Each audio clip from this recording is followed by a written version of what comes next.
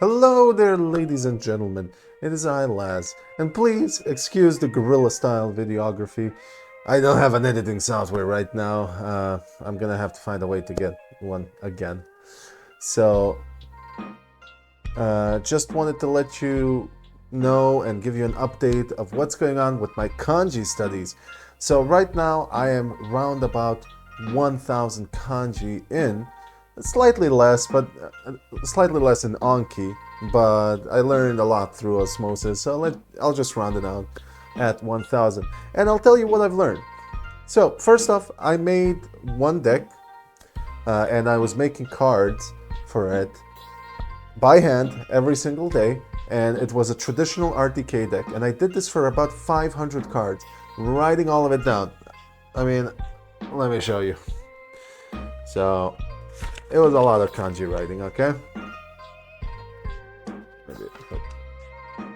A lot of kanji writing. So, I did this for about 2-3 weeks, something like that. And then I completely lost it.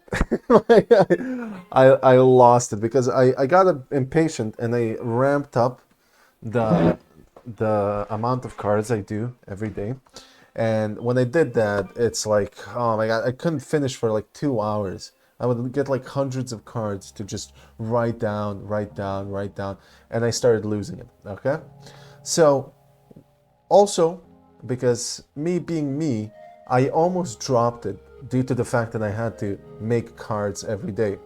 I am not a person who can do that because I have, I mean, people are going to say, oh, if you want to do it, you can do it, right? But I know myself and I will convince myself to drop it if I don't find the process enjoyable, right? So what I did is afterwards, I downloaded another Anki deck and I edited it up to my specifications and set it up the way I like it. I don't want those kunyomi, onyomi readings, koki stories and whatnot. So I just simplified it a lot. I just want the kanji at the front. So I switched to RRTK or lazy kanji or recognition RTK. So I want the kanji at the front, a hint version of the story, and a hint version of the Heisig comment. Okay? And maybe the stroke order if I really want to write it down. So those are all of the things I want on the front. And also, what I like to add is the frame number. So if I need to look it up in the book, I have the frame number right there. So if I need to look at, usually before these kanji, this deck doesn't have any radicals. So usually before this, there's like some radical or something like that you need to learn. So I just looked that up a little bit, and yeah, I do that to help myself out. So I've been doing that for about almost a month now, and I have to say it's been going quite well. I do 40 kanji a day in the recognition, but about 10 days ago I realized that I really do like writing kanji down, right? So this was a really big pain in the ass. I had to find a way to duplicate that deck and flip it, right? So I can see the keyword, Heisig story, and comment on the back, on the front, and have everything else on the back, right? So I don't know why kanji doesn't allow this, why Anki doesn't allow this, but it was very difficult to just duplicate the deck and flip it around. I don't know why this is. It's kind of annoying. Somehow, I don't even know how, I managed to do it. And afterwards, I do that still, 10 kanji a day. So I just, for my own personal pleasure, I just like writing down kanji. I don't know what it is. It just makes me feel so happy. So I write down like 10 new kanji a day. Actually, it's old kanji a day, so because I started from the beginning. So I basically, with my writing, I'm chasing my reading, which I think makes sense if you think about it. So it's not anything serious. I don't really take it serious. It's just for my own personal pleasure. And also, I do 10 new cards a day of the Tango N5 deck. I tried it before. I did 25 kanji a day, 25 cards a day of the Tango N5 deck. And because I didn't have the base in kanji, all of those kanji which were in the N5 deck looked like gibberish to me. Like I couldn't really, I couldn't read it because it looks like gibberish. I don't understand what it says, right? So I decided to drop that for a little bit until I build up my kanji. And around kanji number 700, something around those lines, I added it again. And now I do 10 cards of that a day. And also I have my katakana deck, which I use to just brush up on the shi and tsu. It's like the smiley face things, and ke and ku, which I have, for some reason I have a problem with those 4 katakana characters. All of the other ones are easy peasy, but those four destroy my life. So I did that. I did do all of them like in one day. So I just, in one sitting, I did all of them, and now I'm just refreshing. So it's nothing all too serious. What else did I want to say? The pitfalls, yes. So now I don't make up my own stories, which is probably a mistake, but I genuinely don't have time to do it. And because of that, sometimes it's a little bit difficult to remember some kanji. But I figured out that I realized that if I just keep ramming it in my head, it's gonna stick. just keep hitting my head against the wall, and either the wall is gonna break or, I mean, the wall is gonna break. You know? I mean, I have a strong hand. What can I do? So I do that now. I have, because I'm very far into the book, almost halfway into the book, RTK book. So now it's just the pieces of the kanji that the stories give you, which I found was quite enough actually.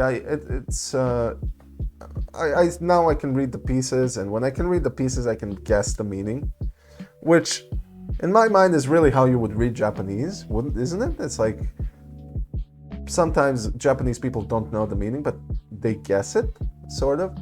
It only works for about like 30% of the kanji, but still, it's a nice skill to have. Also, in the stories, I found that there's an issue because sometimes I remember some other word from the story, and like, for example, the kanji spot, right?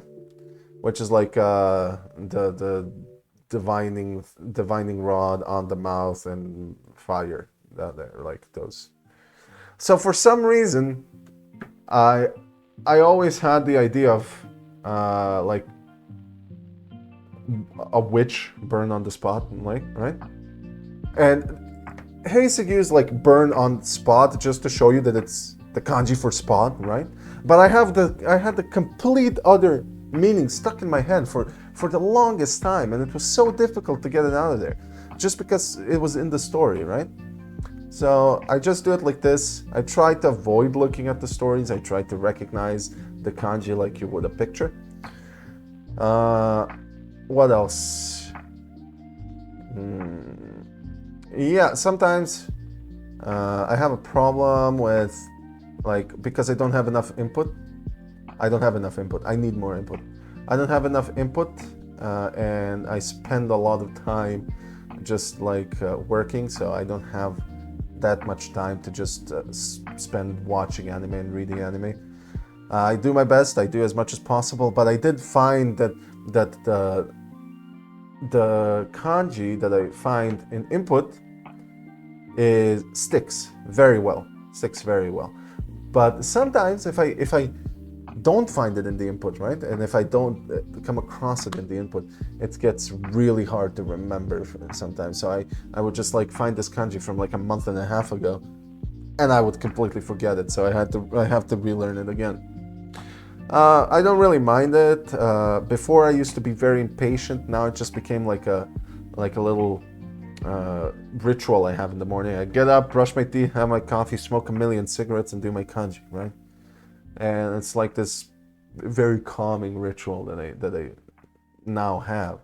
So I don't really mind it. It's quite enjoyable. I do enjoy using SRS, but sometimes if I have over 200 reps to do of the RTK, oh man, it makes me want to go crazy.